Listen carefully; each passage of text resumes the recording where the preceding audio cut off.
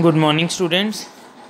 In today's lecture, we will discuss about the next topic, that is transcription. As according to the rule of central dogma of science, formation of DNA from DNA is called replication. We have already discussed about it. And then next topic is that is formation of RNA from DNA, that is transcription. सो बेटा जो हमारा RNA का DNA से बनना उसको हम क्या बोल देते हैं? ट्रांसक्रिप्शन। क्या बोल देते हैं? ट्रांसक्रिप्शन। तो कुछ चीज़ें हैं दिमाग में रखने वाली जो मेन है। तो बेटा ट्रांसक्रिप्शन जो है वो डीएनए से बनेगी, बट इसमें क्या कौन सा हमारा एंजाइम होगा? DNA dependent RNA polymerase. Replication का था DNA dependent DNA polymerase, but here the enzyme used for the synthesis of RNA from DNA, we call it a DNA dependent RNA polymerase। तो RNA polymerase बेटा हमारा जो होगा वो करेगा इसके बीच में। बेटा you look at first of all look at this diagram, I'll show you the ये हमारा इसको एक छोटे से रीजन को हमने DNA का लिया है जिसको हम बोल देते हैं ट्रांसक्रिप्शन यूनिट। सो ध्यान से सुनना बच्चों, ये देखो ये हमारा एक ब्लू लाइन है showing one strand of DNA, green line is showing another complementary strand of DNA of this blue line. This means blue and green line both are complementary to each other, and these are the two strands of a single DNA. One is running from 3' to 5', another is from 5' to 3'। ठीक है। सो जो हमारी template stand है उसकी polarity क्या है हमारे पास? 3' to 5'। तो भी तो एक बात याद रखना कि जो हमारा डीएनए से आरएनए सिंथेसिस होता है उसमें एक रेप्लिकेशन में क्या था, दोनों स्टैंड्स की डीएनए की पॉलीमराइजेशन हो रही थी, न्यू स्टैंड बन रही थी। But keep in mind transcription में डीएनए में एक ही स्टैंड की कॉम्प्लीमेंट्री आरएनए स्टैंड सिंथेसाइज होता है। That's why RNA is a single standard molecule. क्योंकि अगर दोनों स्टैंड्स में हो जाती तो दोनों स्टैंड में आरएनए स्टैंड्स आपस में कॉम्प्लीमेंट्री होने थे, आरएनए फिर डबल स्टैंड बन जाना था। सो तो हमारे पास आगे आरएनए से प्रोटीन की सिंथेसिस नहीं होनी थी। So for this according to transcription हमारे डीएनए के दोनों स्टैंड्स की कॉम्प्लीमेंट्री आरएनए नहीं बनता, सिर्फ एक स्टैंड के कॉम्प्लीमेंट्री आरएनए बनेगा। उस स्टैंड को हम क्या बोलेंगे? Template stand. That template stand is here in a blue line. आप यहाँ पे वो देख सकते हो ब्लू लाइन में लिखा, ब्लू लाइन को शो किया हुआ है एज अ टेम्पलेट स्टैंड। ठीक है, लिखा ना टेम्पलेट स्टैंड, ये ब्लू लाइन है। टेम्पलेट स्टैंड के ही कॉम्प्लीमेंट्री हमारे पास आरएनए बनेगा, और टेम्पलेट स्टैंड की हमेशा जो हमारे पास पोलैरिटी होती है वो हमारी कौन सी होती है? That is 3' to 5' act as a template. और जो हमारा दूसरा स्टैंड होता है 5' to 3', this figure is showing in that stand in a green color. This stand is not coding for anything, so that's why we call this stand is a coding strand। तो पता चल गया transcription पे हमारे DNA के दो stand होते हैं, एक जिसके अगेंस्ट आरएनए ने सिंथेसिस होना उसको हम बोलेंगे टेम्पलेट स्टैंड, जिसके जो किसी के लिए कोड नहीं करता उसको हम बोलेंगे कोडिंग स्टैंड। और बेटा इसके हमारे पास तीन रीजंस होते हैं ट्रांसक्रिप्शन यूनिट के। एक प्रमोटर है जो हमारे रेड ट्रायंगुलर से शो कर रहा है। फिर हमारे पास इन बिटवीन जो जीन है डीएनए उसको हम स्ट्रक्चरल जीन बोलते हैं जिसके कॉम्प्लीमेंट्री आरएनए सिंथेसिस होगा। और लास्ट में जो ब्लू कलर का है जहाँ पे आके ट्रांसक्रिप्शन हमारी स्टॉप हो जाती है जिसको हम बोलते हैं उसको हम बोलते हैं टर्मिनेटर। तो हमारे पास तीन यूनिट्स होते हैं ट्रांसक्रिप्शन यूनिट के, तीन पार्ट्स होते हैं। Transcription unit in a DNA is defined primarily by the three regions in the DNA, that is a promoter, the structural gene, and the last one is a terminator। ठीक है, तो promoter और terminator के in between हमारे पास structural gene होता है। ठीक है, तो जो बेटा जो प्रमोटर होता है बेटा वो हमेशा 5' एंड पे होता है। ठीक है, कोडिंग स्ट्रैंड के हमारे 5' एंड पे होगा अपस्ट्रीम द स्ट्रक्चरल जीन। ठीक है, तो बेटा ये क्या करता है, जो प्रमोटर रीजन का मेन फंक्शन क्या है, याद रख लो इसका मेन फंक्शन क्या है, it provides binding site for RNA polymerase. ये क्या करता है, आरएनए पॉलीमरेज को बाइंड करने में एक साइट देता है, एक सीक्वेंस देता है, जगह देता है जहाँ पे आके आरएनए पॉलीमरेज बाइंड करता है। तो बेटा और प्रमोटर की प्रेजेंस में ही जो हमारा ट्रांसक्रिप्शन जो है वो हमारी शुरू होती है, क्योंकि वहीं पे आके हमारा क्या लगेगा, आरएनए पॉलीमरेज एंजाइम एंजाइम आके ज्वाइन करेगा और हमारी ट्रांसक्रिप्शन प्रोसेस शुरू होगी। ठीक है, और जो हमारी सीक्वेंस कौन सा जहाँ पे ट्रांसक्रिप्शन प्रोसेस हमारी बंद हो जाती है उसे हम बोलते हैं टर्मिनेटर रीजन। उसे हम क्या बोलते हैं, टर्मिनेशन रीजन। और टर्मिनेटर रीजन हमेशा कहाँ पे होगा, 3' एंड पे, कोडिंग स्ट्रैंड के 3' एंड पे। ठीक है, और इसको हम usually we define the it is the end of the process of transcription. Clear है। देन बेटा ट्रांसक्रिप्शन यूनिट में हमारी जो जीन है उसके बीच में बेटा क्या होता है, मोस्टली प्रोकैरियोट्स में तो इतना नहीं होता। जो हमारा स्ट्रक्चरल जीन होता है इसमें 2 तरह के रीजन्स होते हैं जीन्स के। एक कोडिंग रीजन्स होते हैं जिनको हम एक्सोन्स बोलते हैं, एक नॉन कोडिंग होते हैं जिनको हम इंट्रोन्स बोलते हैं। ठीक है, तो बेटा जब हमारा फुल फ्लैज जो प्रोसेस्ड एमआरएनए बनता है उस जो हमारा रेडी होता है उसमें सिंपल कोडिंग रीजन ही रह जाते हैं, नॉन कोडिंग हमारे निकल जाते हैं, इंट्रोन्स निकल जाते हैं। ठीक है, तो look at this process types of RNA and the process of transcription.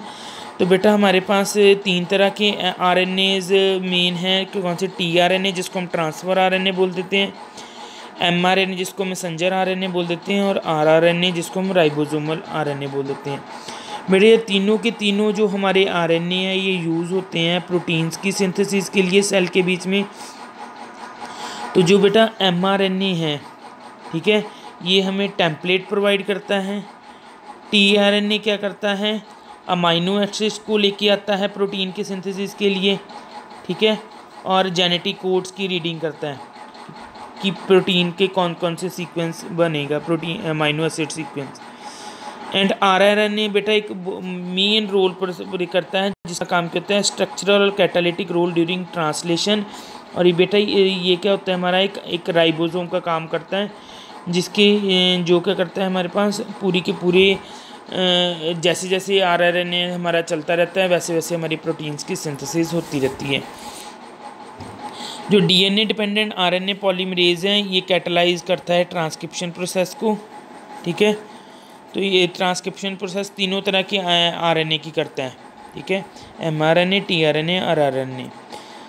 तो आरएनए जो आगे पॉलीमरेज हैं वो हमारी प्रोसेस को, ट्रांसक्रिप्शन को कैसे करते हैं, वेट, हमारी जो ट्रांसक्रिप्शन है इसके भी हमारे पास 3 स्टेप्स हैं।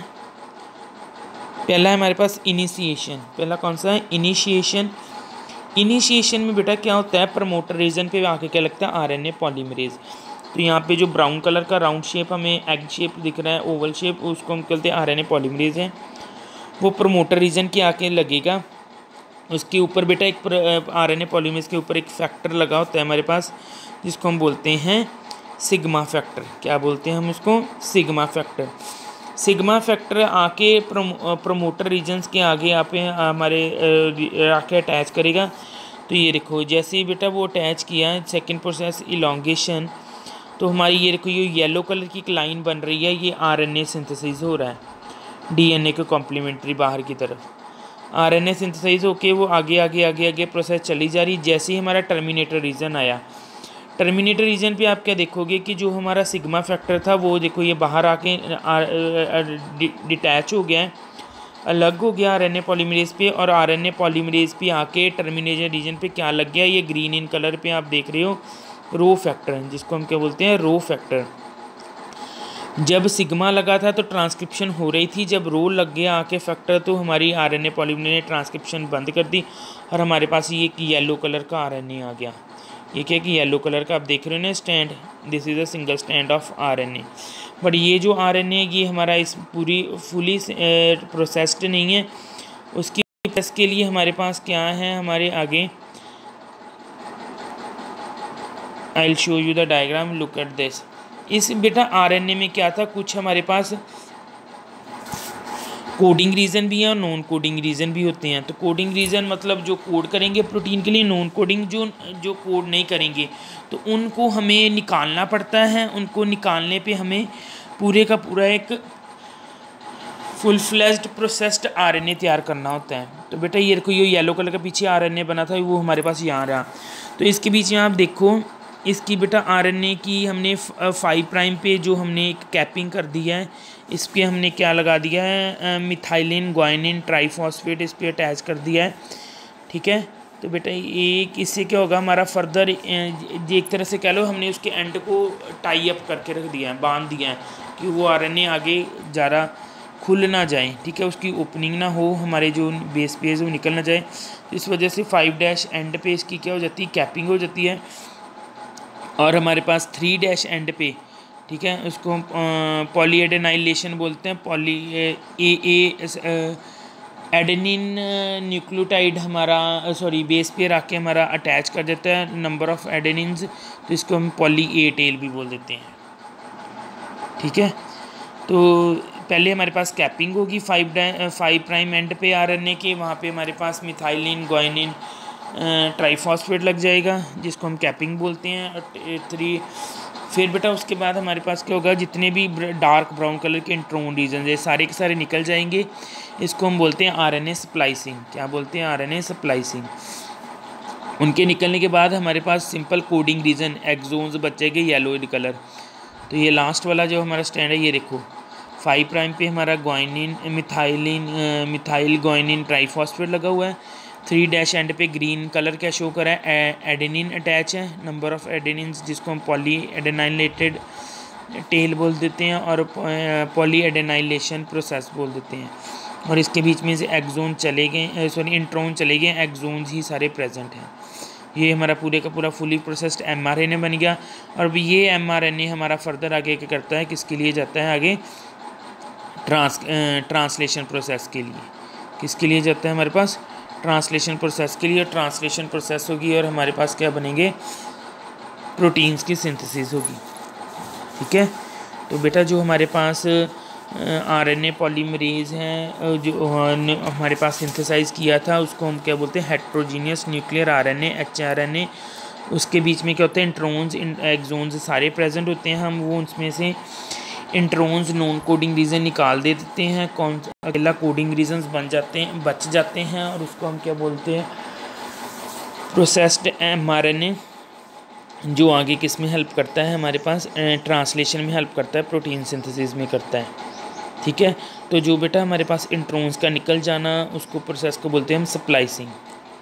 ठीक है, और जो हमारे पास हेट्रोजीनियस न्यूक्लियर आरएनए था वो किस में प्रोसेस में जाता है, कैपिंग और टेलिंग है। कैपिंग हमारे पास क्या था कि 5 प्राइम एंड पे हम क्या कर देते हैं, मिथाइल ग्वाइनसिन ट्राइफॉस्फेट को ऐड करवा देते हैं। और टेलिंग में हम क्या करते हैं, नंबर ऑफ एडेनाइलेटेड रेजिड्यू वो 3' एंड पे हम वो अटैच हो जाते हैं। ठीक है, और हमारे पास फुली प्रोसेस्ड हेट्रोजीनियस एनआरएनए बन जाते हैं जिसको हम क्या बोल देते हैं, एमआरएनए बोल देते हैं। ठीक है, तो वो बेटा हमारे न्यूक्लियस से निकल के बाहर हमारे साइटोप्लाज्म में आ जाता है for the process of translation, और वो क्या करते हैं आगे हमारे प्रोटीन्स की सिंथेसिस करते हैं। तो नेक्स्ट चैप्टर में हम पढ़ेंगे, नेक्स्ट लेक्चर में हम पढ़ेंगे genetic codes. This is all about the today's topic.